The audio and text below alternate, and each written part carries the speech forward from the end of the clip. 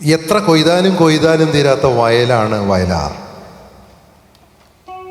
എത്ര നമ്മൾ മാലിന്യങ്ങൾ കൊണ്ടിടാൻ ശ്രമിച്ചാലും ഒരിക്കലും മാലിന്യങ്ങൾ ഏൽക്കാത്ത ആറാണ് വയലാർ.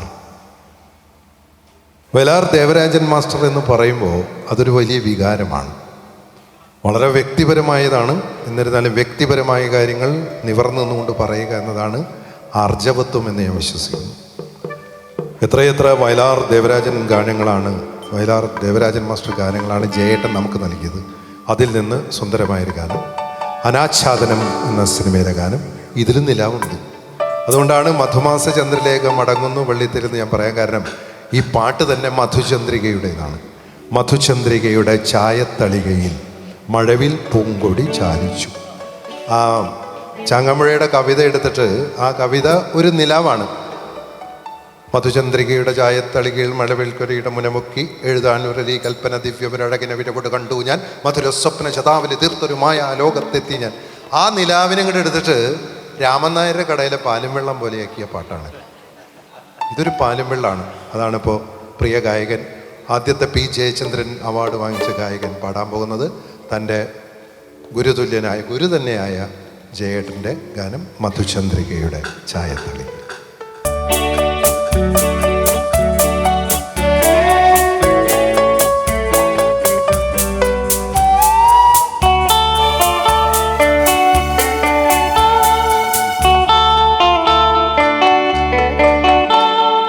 മധുചന്ദ്രികയുടെ ഛായത്തളികയിൽ മഴവിൽ പൂങ്കൊടി ചാലിച്ചു മനസ്വിനി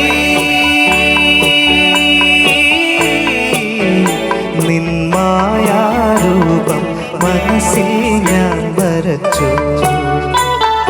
മധുചന്ദ്രികയുടെ ഛായത്തളികയിൽ മഴവിൽ പൂങ്കൊടി ചാലിച്ചു മനസ്വിനി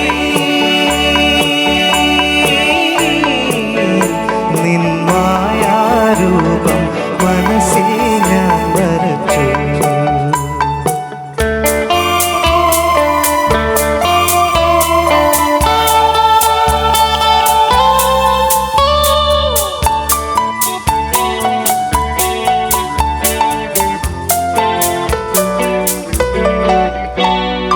കാണാത്ത സ്വപ്നങ്ങളിലെ കവിതകളാൽ കണ്ണെഴുതിച്ചു. കാണാത്ത സ്വപ്നങ്ങളിലെ കവിതകളാൽ കണ്ണെഴുതിച്ചു. നിദ്രയിലെ നീലിമയാൽ നിൽക്കൊണ്ട് കരുതിച്ചു. നിദ്രയിലെ നീലിമയാൽ കൂന്തൽ കറുപ്പിച്ചു. ഞാൻ നിന്നെ സ്നേഹിക്കുന്നു, പ്രേമിക്കുന്നു.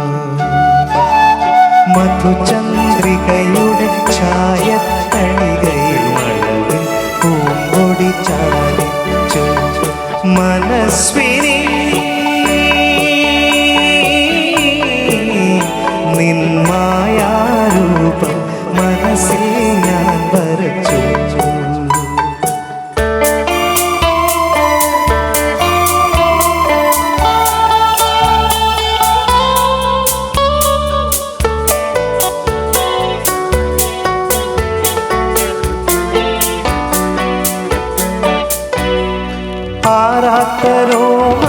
രോമാഞ്ചത്താൽ അധരങ്ങളിൽ മുത്തണിയിച്ചു.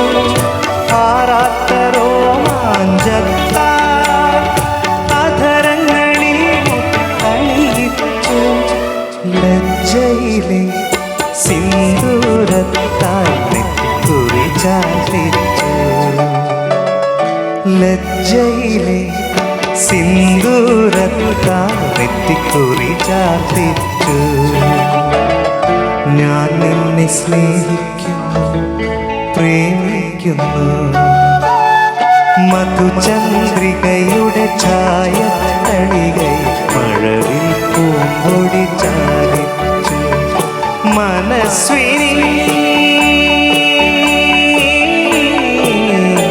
നിന്മായാരൂപം മനസ്സിൽ ഞാൻ വരച്ചു. മധുചന്ദ്രികയുടെ ഛായ തളികയിൽ മഴവിൽ പൂങ്കൊടി ചാലിച്ചു മനസ്വിനി